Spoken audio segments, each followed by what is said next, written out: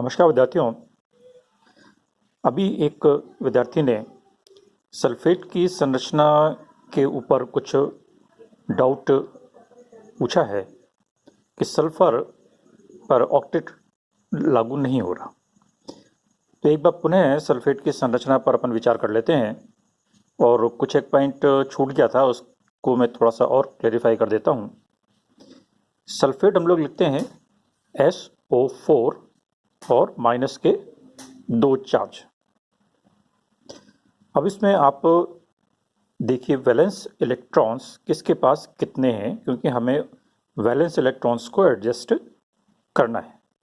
तो यहाँ इस सल्फर पर 6 इलेक्ट्रॉन्स हैं, ऑक्सीजन के ऊपर 6 इलेक्ट्रॉन्स हैं और 4 एटम्स हैं, तो टोटल हो गए 24 और माइनस के 2 चार्ज मिलाकर इसके पास कितने हो गए 6 प्लस 24 प्लस 2, 24 6 30 और 2 32, तो टोटल 32 इलेक्ट्रॉन्स हो गए। तो अब सल्फेट आयन पर जो 32 इलेक्ट्रॉन्स हैं उसे हमें एडजस्ट करना है। तो उसको एडजस्ट करने के लिए सबसे आसान तरीका क्या है कि सल्फर हमने बीच में लिखा, जो इलेक्ट्रोनेगेटिव एलिमेंट्स हैं इनको हम आगे लिखते हैं और इलेक्ट्रोपॉजिटिव एलिमेंट को बीच में लिखते हैं। तो सल्फर को हम बीच में लिखेंगे और चार तरफ उसके इस तरीके से हम 4 ऑक्सीजन के एटम्स लगा दें। ठीक है, ये सबसे सिंपल स्ट्रक्चर हो गया। अब इसमें आप इलेक्ट्रॉन्स देखिए तो 2 इलेक्ट्रॉन्स तो यहाँ पर हो गए, 2 यहाँ पर हो गए, 2 यहाँ पर हो गए और 2 यहाँ पर हो गए, यानी 2 चौको 8 इलेक्ट्रॉन्स हो गए। तो टोटल इलेक्ट्रॉन्स कितने थे 32, 32 में से 8 हमने एडजस्ट कर दिए, कितने बचे 24। तो 24 इलेक्ट्रॉन्स अभी बचे हैं इस सल्फेट आयन पर एडजस्ट करने के लिए। ऑक्सीजन के 4 एटम्स हैं, तो इसको यदि हम 4 से डिवाइड करें तो 6 इलेक्ट्रॉन्स, तो हर ऑक्सीजन के ऊपर हम 6 इलेक्ट्रॉन्स लगा सकते हैं। ठीक है, जो कि इलेक्ट्रॉन पेयर के रूप में हम इस तरीके से लगाएंगे। ये मोस्ट सिंप्लीफाइड स्ट्रक्चर हो गया सल्फेट के लिए। लेकिन यहां पर अगर हम चार्ज की कैलकुलेशन करें, फॉर्मल चार्ज की कैलकुलेशन करें, तो इस सल्फर पर यदि हम देखें, वीडियोस में आपने देखा होगा फॉर्मल चार्ज निकालने के लिए number of valence electrons 6 minus number of unpaired electrons, इसमें है नहीं सल्फर पे कोई, तो 0, minus number of paired electrons, paired electrons कितने हैं 2 4 6 और 8, यानी 8/2 यानी 4। तो ये हो गया 6 माइनस 0 माइनस 4 अर्थात +2, यानी सल्फर पर यहां पर +2 फॉर्मल चार्ज आ गया। ऑक्सीजन पर यदि हम बात करें तो कोई सा भी ऑक्सीजन ले लिए, अभी चारों ये ऑक्सीजन बराबर हैं।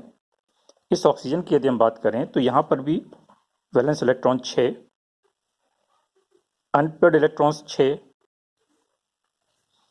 पेयर्ड इलेक्ट्रॉन्स 2, तो 2/2, 6 माइनस 6 बराबर 0, -1, ये रह गया -1।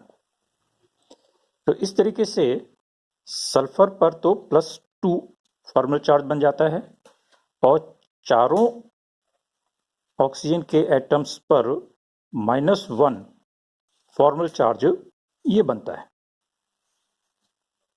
यदि हम इस तरीके से इसकी ऑक्टेट रूल की पालना करते हुए हम स्ट्रक्चर लिखते हैं तो इससे बेटर ऑप्शन ये है कि यहाँ पर जो ऑक्सीजन, कोई सा भी एक ऑक्सीजन ले लें, तो ये जो एक ऑक्सीजन का लोन पेयर है, इस लोन पेयर को हम यहाँ पर एक डबल बॉन्ड के रूप में इसको माइग्रेट करा दें, ठीक है। और इसी तरीके से यहाँ पर जो एक डबल बॉन्ड है, इस डबल बॉन्ड को यहाँ पर, सॉरी ये लोन पेयर है, इसको डबल बॉन्ड के रूप में यहाँ पर माइग्रेट करा दें। तो ऐसी स्थिति में हमारे पास स्ट्रक्चर क्या बन जाएगा, सल्फर, जिसमें 2 ऑक्सीजन डबल बॉन्ड के, एक यहाँ सिंगल बॉन्ड का और एक यहाँ सिंगल बॉन्ड का, ये स्ट्रक्चर बन जाएगा। इस स्ट्रक्चर में यदि हम फॉर्मल चार्ज की कैलकुलेशन करें तो आप सल्फर पर यदि आप देखें तो सल्फर पे valence electron 6 minus unpaired electron कोई है नहीं, यानी 0। पेयर्ड इलेक्ट्रॉन्स कितने हैं, 4 4 8 2 10 और 2 12, 12/2 यानी 6। तो 6 माइनस 6 बराबर 0।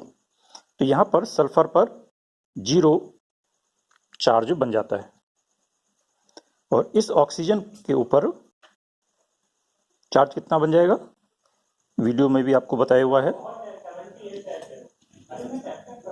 6 माइनस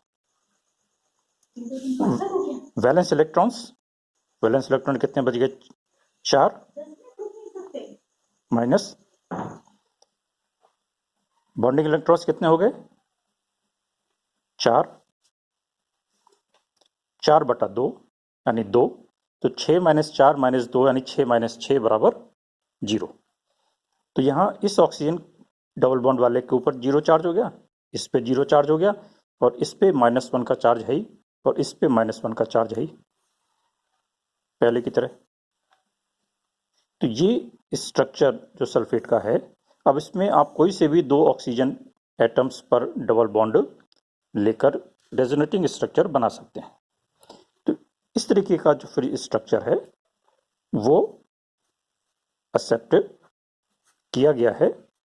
इस पर माइनस के 2 चार्ज हैं। ये डबल बॉन्ड्स आप 2 ऑक्सीजन पर हैं तो किन्हीं भी 2 ऑक्सीजन एटम्स पर इसको हम रेजोनेटिंग स्ट्रक्चर्स के रूप में माइग्रेट कर सकते हैं और रेजोनेटिंग स्ट्रक्चर्स लिख सकते हैं। तो यहाँ पर इस ऑक्सीजन पर 2 लोन पेयर्स हैं, तो यहाँ पर 2 2 4 2 6 2 8 ऑक्टेट पूरा होता है। यहाँ पर 6 इलेक्ट्रॉन्स हैं, यहाँ पर भी इसका ऑक्टेट पूरा होता है, लेकिन यहाँ पर सल्फर के पास 8 से ज़्यादा इलेक्ट्रॉन्स हो जाते हैं।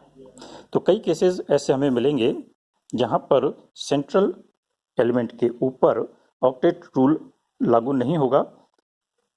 8 से ज़्यादा भी इलेक्ट्रॉन हो सकते हैं और 8 से कम इलेक्ट्रॉन्स भी हो सकते हैं। आगे आने वाली वीडियो में आप देखेंगे तो बोरेट आयन का स्ट्रक्चर हम देखेंगे, तो वहाँ पर बोरॉन जो सेंट्रल एटम होगा उसके पास सिर्फ 6 इलेक्ट्रॉन्स हमको मिलेंगे। इसी तरीके से फास्फेट का स्ट्रक्चर देखेंगे तो वहाँ पर फास्फोरस पे भी मोर देन 8 इलेक्ट्रॉन्स हमको मिलेंगे। तो कुछ केसेस में ये ऑक्टेट रूल लागू नहीं होता, यद्यपि प्रयास सेंट्रल एटम का ये रहता है कि वो ऑक्टेट रूल को लागू करे। तो सल्फेट आयन के स्ट्रक्चर को शायद अब आप ज़्यादा अच्छे से समझ पाए होंगे। कुछ बातें कई बार वीडियोस में या इवन लेक्चर में भी, क्लास में भी रह जाती हैं, तो कोई भी अगर डाउट है तो आप कभी भी पूछ सकते हैं।